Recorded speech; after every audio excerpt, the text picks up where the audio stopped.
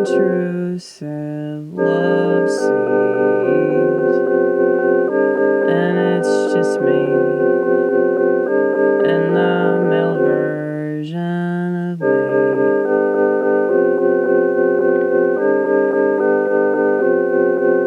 With an intrusive bookshelf, and every book is all about me. And there's an intrusive TV, every channel. It's me, it's me, it's me, it's me, it's me.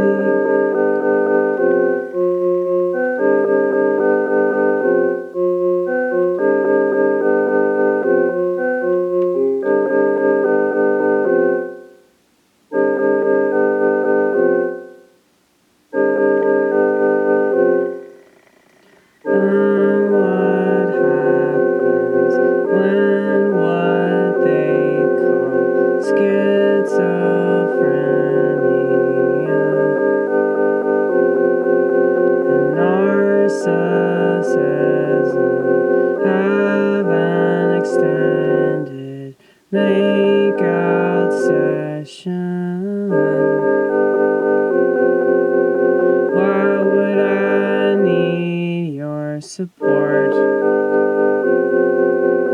Why would I need your admiration?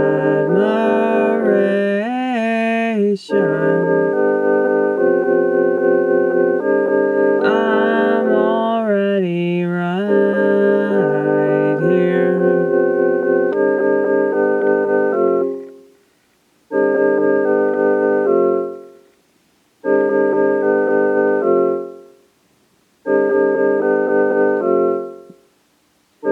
I wish I could donate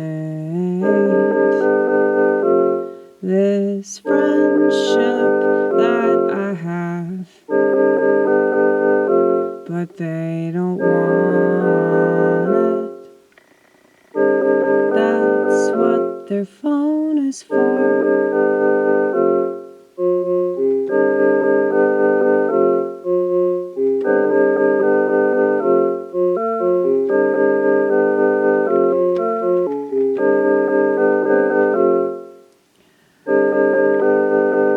But I've created what you're pining for. I've created all of it. It's in my head. It's always in my head.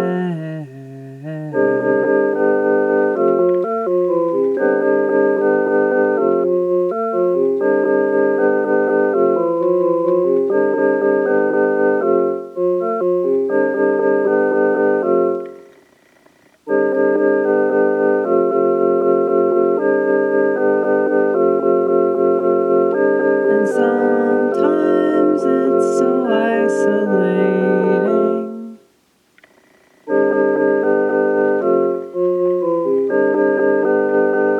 But if you were here with me, I couldn't wait for you to leave. So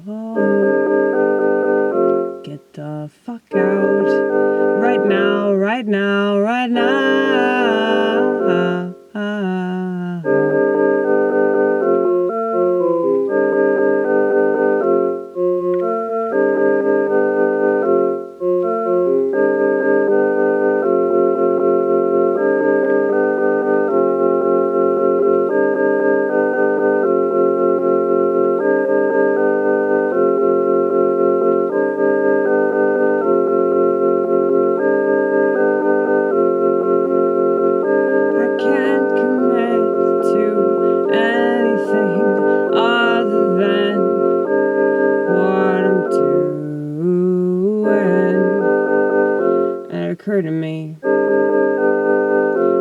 the reason why I spend my life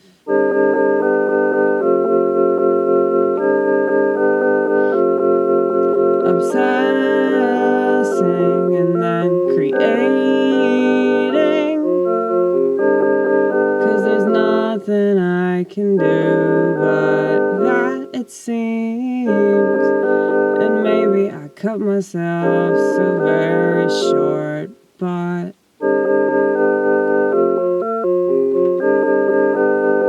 I really do believe in God's will, so whatever He wants me to do, I'll try to do it to the best of my ability and not complain the whole time, but, you know. I ain't Jesus.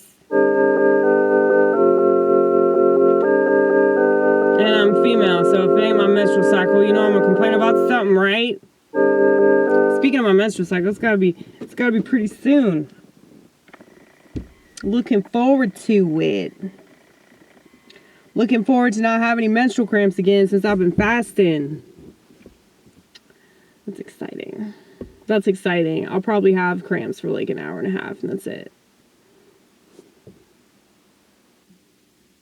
Maybe that just means I'm going through like perimenopause or whatever the fuck. Maybe that's it.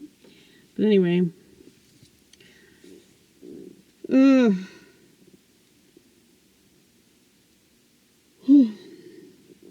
Yeah, I'm actually tired now. Let's see what time it is.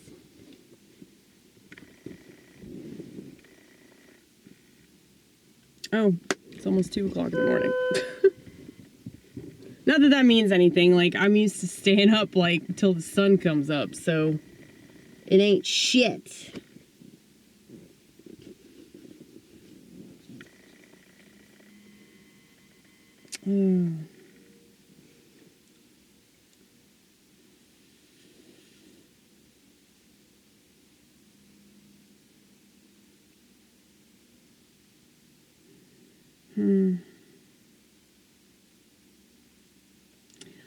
Yeah, it is like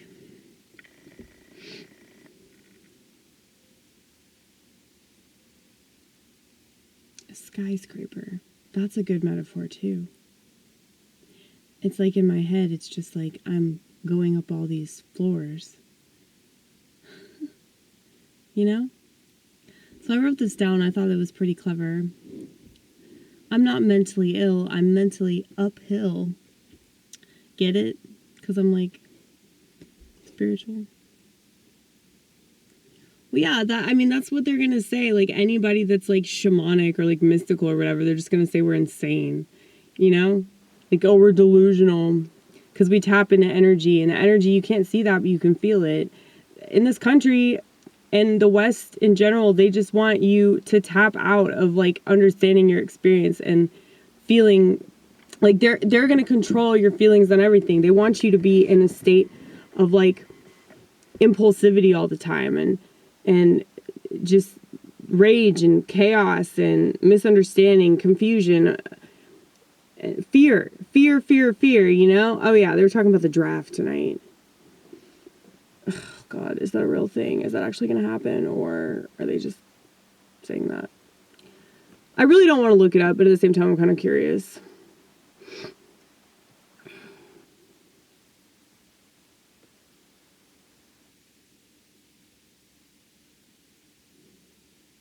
But yeah, just like living in this stupid ass country where like people just believe everything on the TV. I mean, to say that I'm speaking a different language is really putting it lightly. I feel like I'm in the fucking jungle compared to these people. Like, that's the language I speak, you know? I don't know. Maybe I should come up with my own language.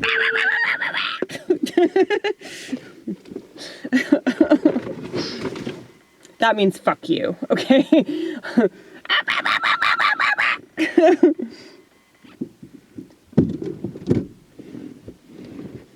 Dude, there was this kid that was so fucking funny. He was so confident the entire time he was up there, and he didn't say his name. I was so proud of him. A lot of these people, they say their name, like, right before they leave the stage. It makes no sense to me. But he just said, thank you very much.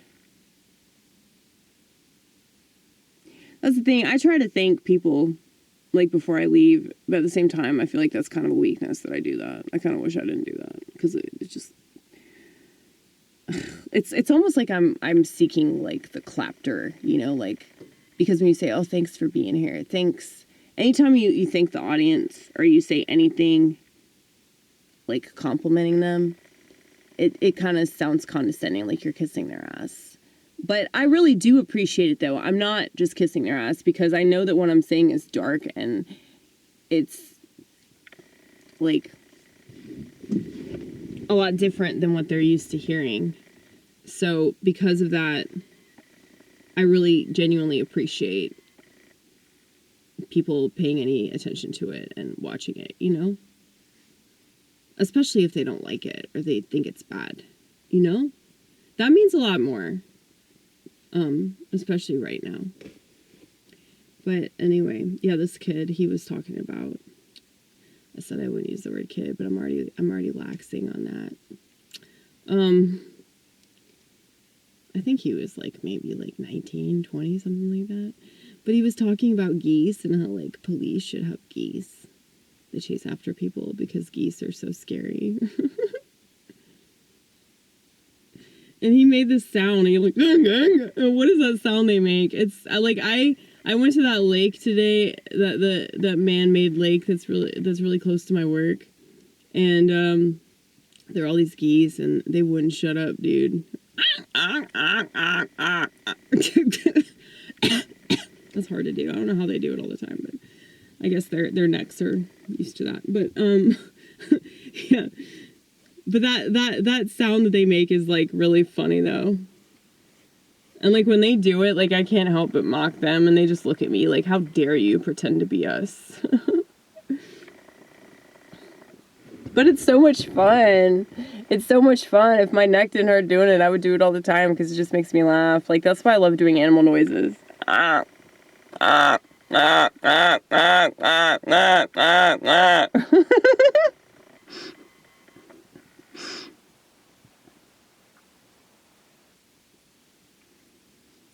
I was meowing at these cats outside of the Walgreens where I parked my car tonight in East Nashville, and they came up to me. They recognized their language. Okay. I wonder if I could just do that, if I could just, like, do animal noises and they would feel comfortable. Like, if I could just perfect the...